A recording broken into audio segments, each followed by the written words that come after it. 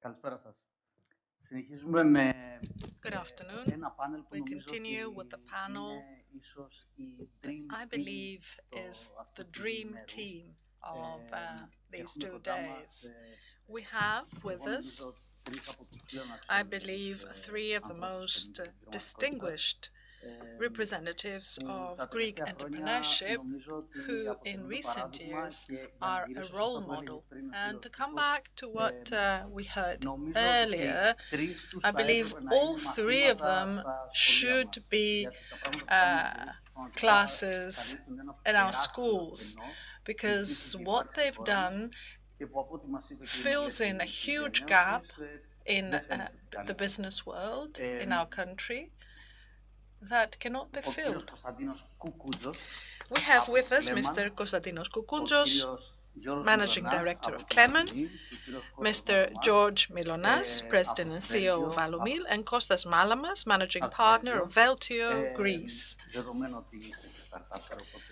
You're a startupper, so that's also important. 4 years ago, what we are discussing today looked like wishful thinking for you, perhaps Mr. Milonas, who are the eldest in the group, thought about these things, but I think you really highly doubted whether we'd see them becoming a reality. But I think what we see today, the motor force of what we see today is the individual. So coming to the core of our discussion, all 3 of you have businesses that are constantly looking for specialized personnel. What do you believe about the specializations that you're looking for? Is it easy to find the people we're looking for? Do universities have the right programs of study for these people? Could we start with Mr. Milonas? First of all, you're talking about universities all the time. I'm a businessman.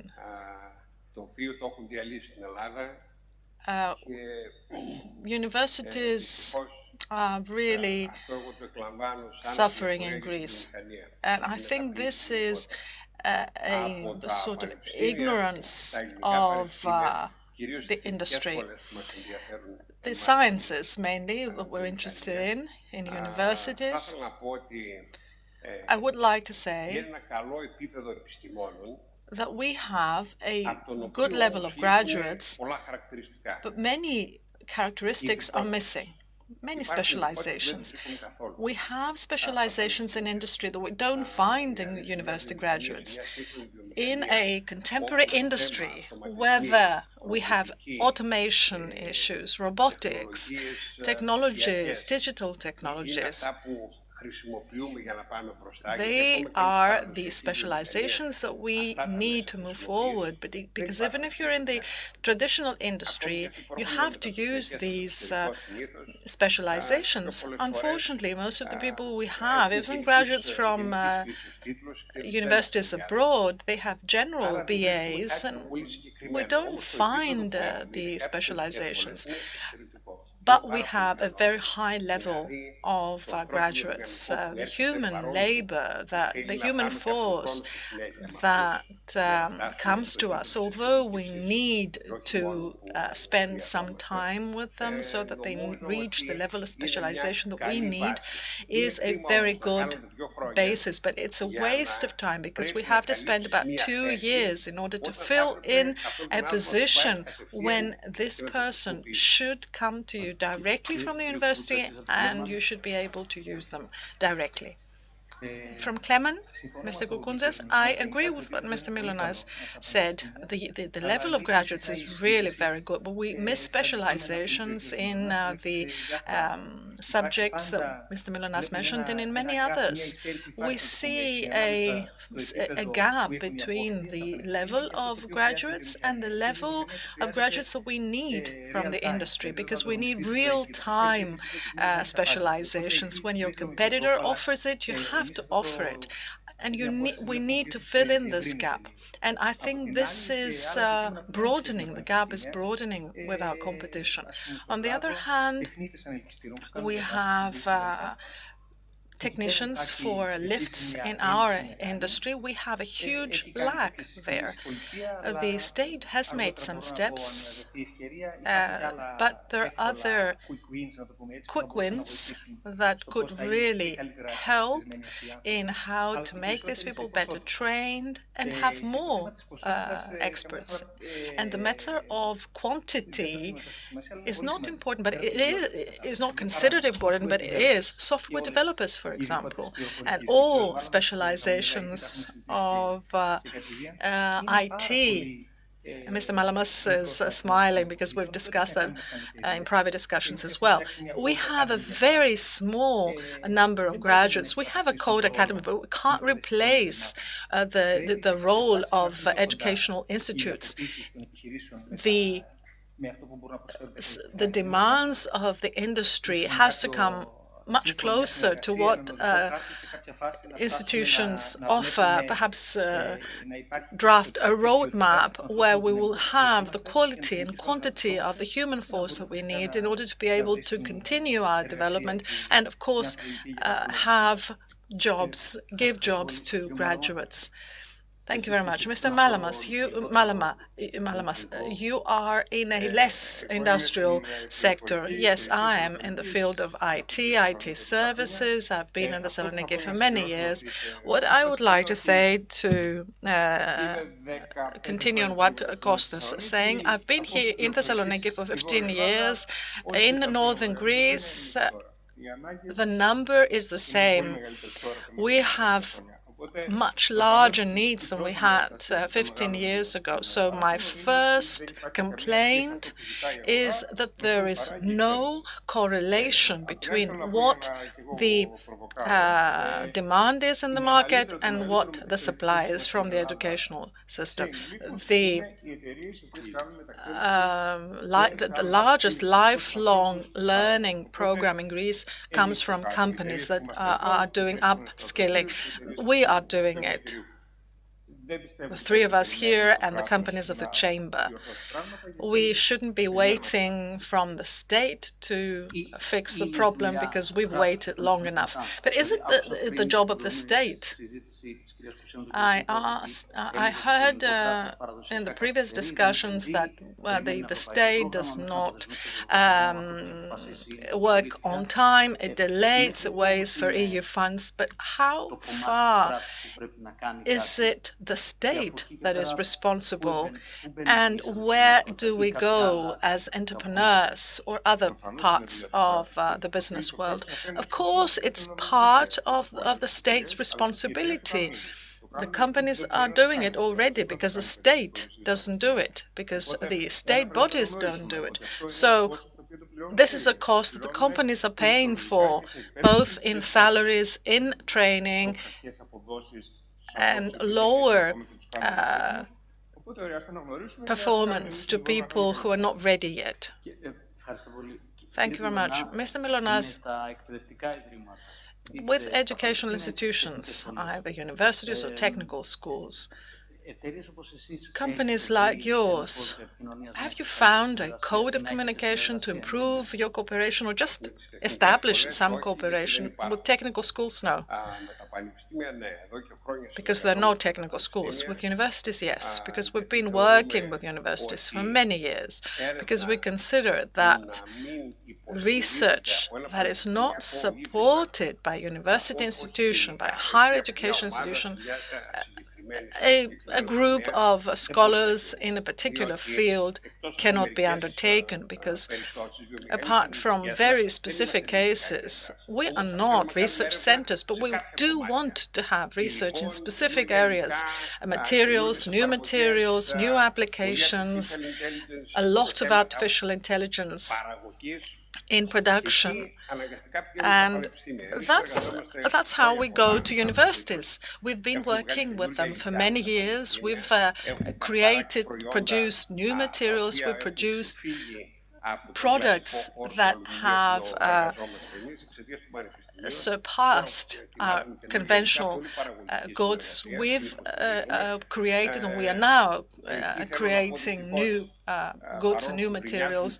And although people are complaining a lot in the industrial world about cooperation between universities and production, I believe that it's more our fault than the universities' fault, because there is a level of suspicion on what type of cooperation we're going to have. On the other hand, we don't have in Greece at a high level this cooperation as culture. We are entrenching ourselves where we are, and we try to do things on our own. We have to improve our perception. We've seen very positive results, not just in research projects, but in the in a program that we have for 15 years now. Members of our program, partners of our program, has become the Aristotle University and the University of Macedonia as of this year, so that we strengthen the specialized part of education that we want to develop within our field, either in the company itself or the broader field that we are influencing. Continuing on the same thought, Mr. Koukountzos, you believe that universities valorize, in quotes, the opportunity to cooperate with you in joint projects. We have worked with universities on and off, but the truth is that our experience is not just positive. At times it's positive, at times it's negative. There is a discontinuity, I can say, or lack of continuity. Of course, other fields of the industry that have very good cooperation with universities, institutes, etc., like EKETA, we've supported them, we've had very good cooperations with them. So this gap, to a certain extent, is filled in through that. For example, with EKETA, we are working with very innovative products, smart products for lifts and smart in tech. Will hopefully be a cluster that will promote research and many other projects. You are all running actions for upskilling, reskilling, the academy that you mentioned earlier, and you, I think, has started something new.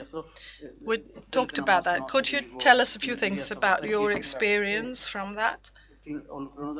And to finalize, how can we make it a best practice and in each one of us, in our microcosm, create smaller actions that will have a multiplying effect on the economy?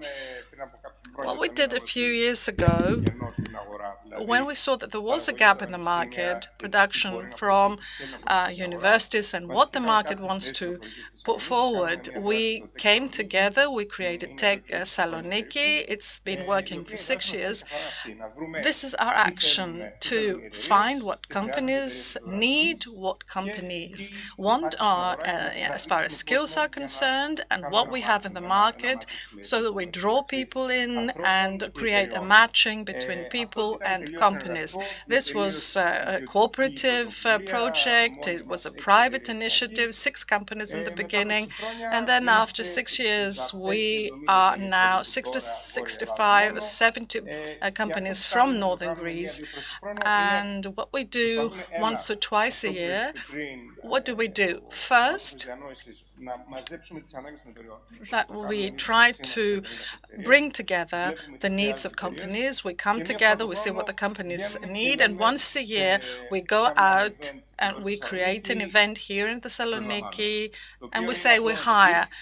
It's simple to say, but these hires are skills contracts. We test people to see what skills they have. We're not interested in degrees, in experience, and based on these skills, we then promote them to companies so that they hire. About a month and a half ago, we had about 1,500 people to cover 250 jobs in northern Greece. This is a cooperation between companies to do the best we can and create a scale, because without a scale, it's very difficult to work. Your academy, Mr. Milonas. I'm very proud of what we've accomplished, and I can see that the new generation, the young people who came to our company, has put a huge load of work in this academy. The issue of education was always something that we had in mind. What I believe is that the state, that the money that it wants to throw and is going to be spent with a not very solid outcome, should also look at what we're doing, internal, in-house training, choosing the people who are going to be trained, and not a single euro is going to be wasted from any grant or fund. We've spent millions. We have 16 permanent staff who are working on the process of education and training. They're not experts in what we are teaching people, but they are organizing the whole process. This is something very serious for us. These educational and training structures manage to enable you to solve problems that you have within your company. We have 32 branches abroad, and we have staff that are not Greek, and they have to be integrated in our culture. So we are really interested in how we can help our people learn our people to learn, how we're going to learn, because things are running so fast that if you learn something today, in a couple of years it may be dated. The digital environment is something that's moving so fast. People do not have paper any longer. What does that mean? High productivity, fast processing of information, very high level of information analysis. So this is at a global level within our organization. So this is a process that cannot be learned in a classical mode. What technical institute, what school are you going to go to be trained in that way? Another issue, communication. In our group of companies, this is very important. How you train someone to be trained. If the trade union allows us, we try in the prefecture of Kilkis, where we are based, to teach students from the secondary education level, not just to learn things by heart, but how to think, how to communicate amongst themselves, how to be creative, how to think outside the box, how to cooperate amongst them. Another issue that is very important, and it has to be an object of training, team building. We talk about team building, but team building has to be worked in a practical way, and this is going to work how? Experientially, empirically. strangely. It's not a course, a module where you have to say 1, 2, 3, 4. You have to create conditions where people are going to work within in order to create team building. We're really interested in that because I can't compete my competitors. There are people who produce aluminium very cheaply, and we can't do anything about that. And there are very advanced markets who lead a very high level of products, and there I have to compete people who do the same thing. So it's not just education at a simple level. Upskilling for us is a learning issue. It's not just a technical knowledge issue, and I think this is the state's contribution, or should be. Companies know how to do that for their own needs. Otherwise, money is wasted, and they're not going to help anywhere. Now, to come back to this provocative idea that Mr. Malamas said, I think the Minister of Education, the Deputy Minister, etc., have taken your wisdom and used it. That's a rhetorical question, or not?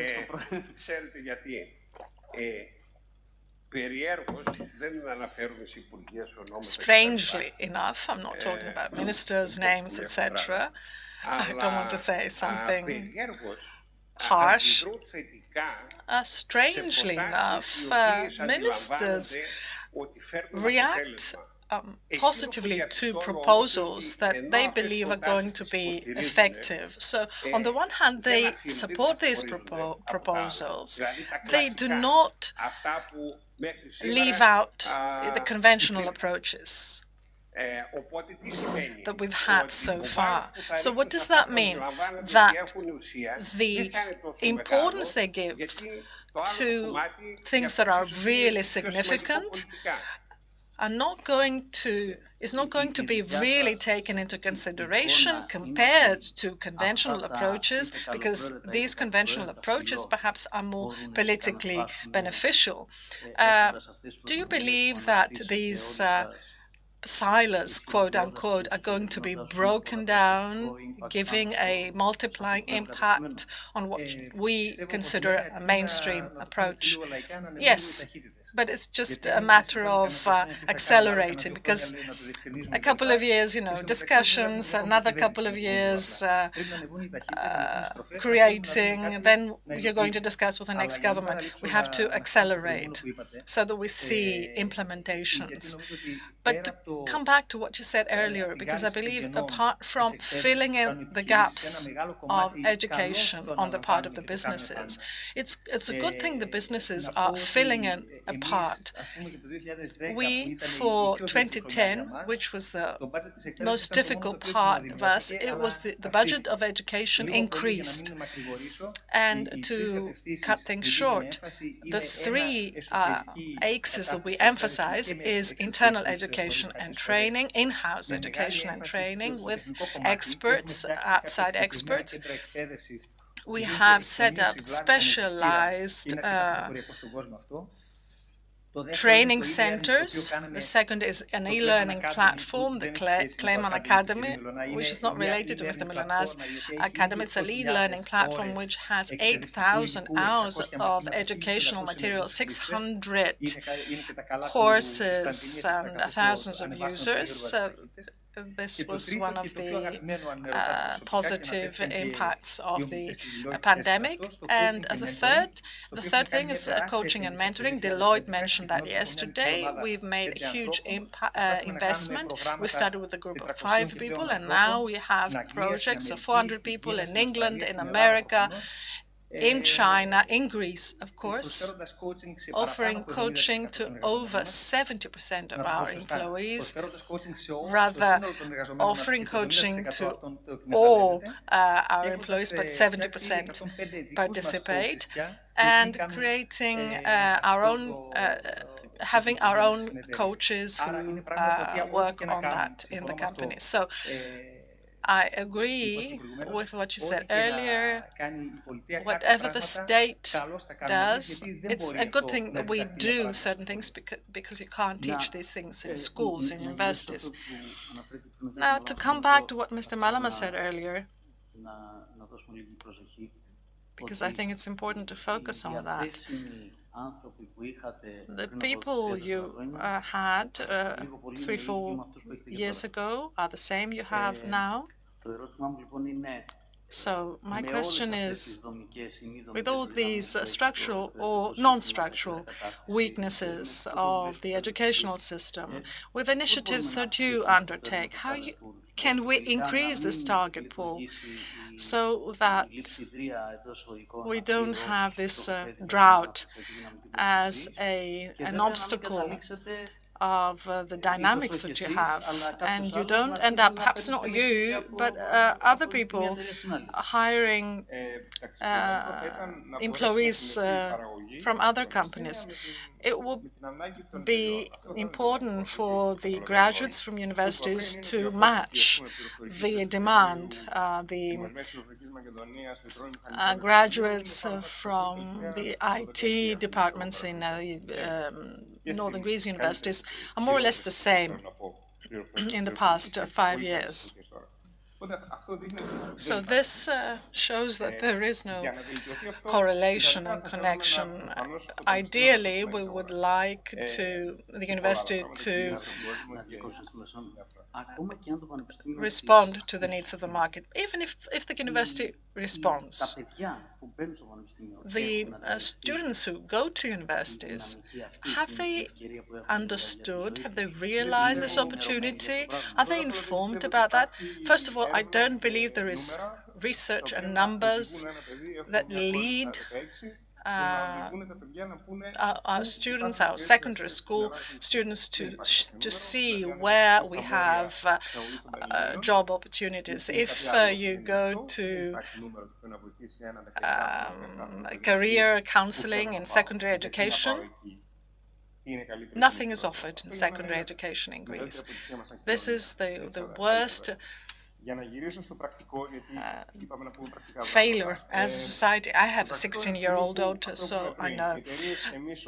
What we said earlier, the largest companies, we are doing certain things in order to cover our needs, to have people.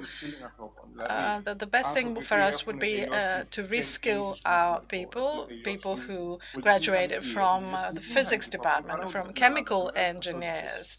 We have a large number of graduates. I don't know who absorbs them. So chemical engineers or physicists become projects managers and go in other fields that we need. And we have huge gaps at the moment in IT. So we do something practical to help our graduates and help companies. Mr. Milonas, do you believe that we can do what we said earlier, some quick wins, and increase the people who we need, the graduates we need? We do that internally. A problem that we have in Greece, we don't see how we can solve this once and for all.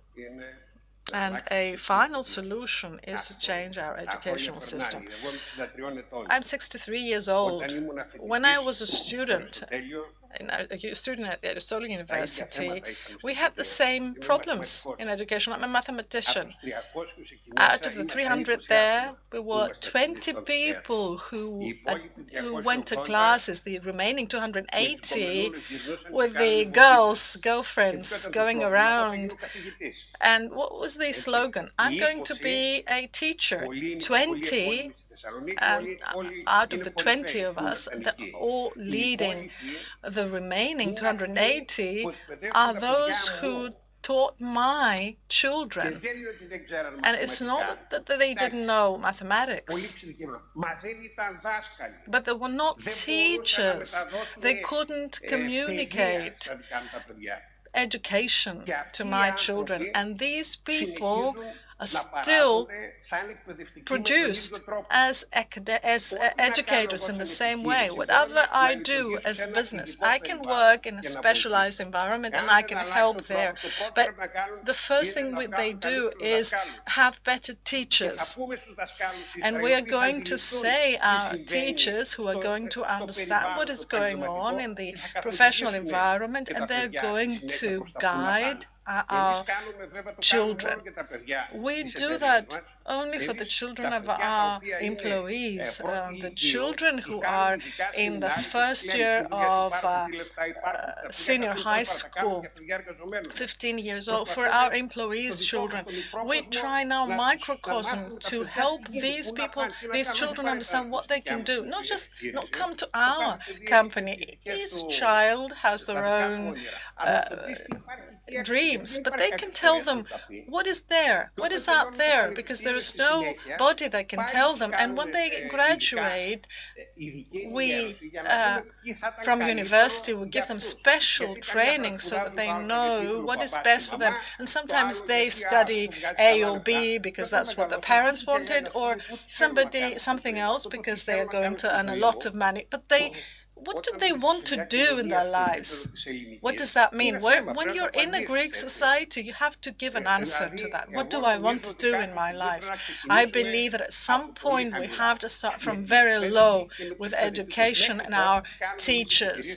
What do we do as a business? We try to increase the level of our people to the level of international competition. Greece is a very small market. You can't organize your company and the level of your people based on what you're doing here. You have to be ready for competition, and those who don't have competition are going to face competition in the near future. So there is an issue here that good companies have to fill in from the inside.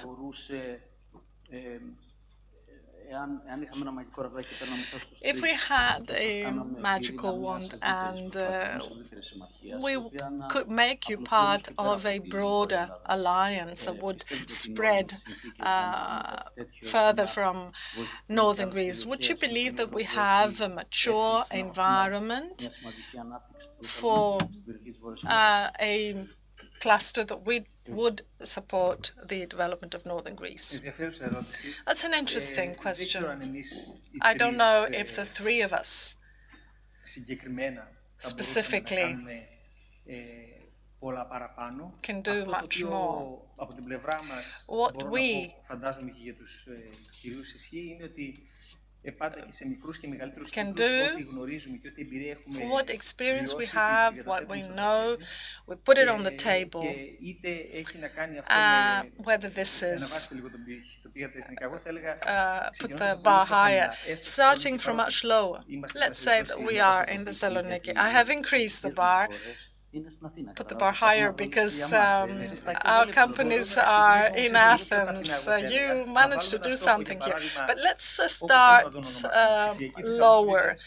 Digital Thessaloniki 2025, you can perhaps find a better title. And some companies who have experience and who want to do it, and some educational bodies can do what I said in the beginning of our discussion, a memorandum, that we have specific objectives. Where are our graduates? Where do we want them to be in a few years from now? And we had a very interesting discussion with Koukountzos, for example, and we can see how we can all together bring something from X and put it to 3X.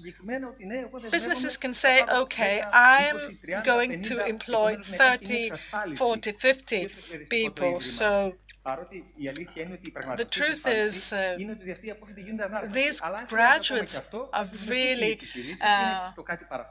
very much wanted by companies. And perhaps we could all together go